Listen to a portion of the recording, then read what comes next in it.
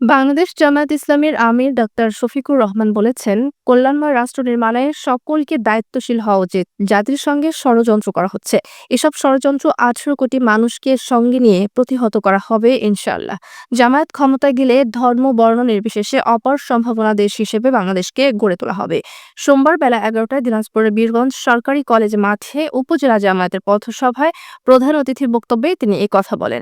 কিন্তু যে কথাটি আমরা বলিনি মেহরবানি করে আমাদের নামে এই কথা প্রচার করবেন না। আপনার কথা যদি হয় আপনার নামে প্রচার করুন, আমাদের না।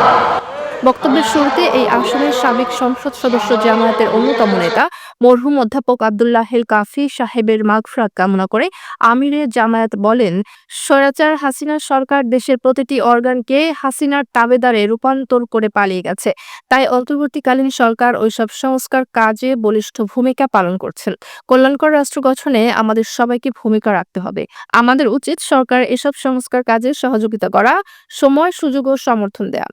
উপজেলা জামায়াতের আমির কারি আজিজুর রহমানের সভাপতিত্বে বিশেষ অতিথি হিসেবে বক্তব্য দেন কেন্দ্রীয় সহকারী সেক্রেটারি জেনারেল মাওলানা মোহাম্মদ রফিকুল ইসলাম খান, মাওলানা আব্দুল হালিম, কেন্দ্রীয় মজলিসের শুরা সদস্য মোহাম্মদ আনোয়ারুল ইসলাম, জেলা আমির অধ্যক্ষ মাওলানা আনিসুর রহমান। অন্যান্যদের মধ্যে এই বক্তব্য দেন নায়েবে আমির কে এম কাউসার, জেলা কর্মপরিষদ সদস্য মাওলানা রবিউল ইসলাম, জেলা কর্মপরিষদ সদস্য মাওলানা শহীদুল ইসলাম খোকন সহ স্থানীয় নেতৃবৃন্দ।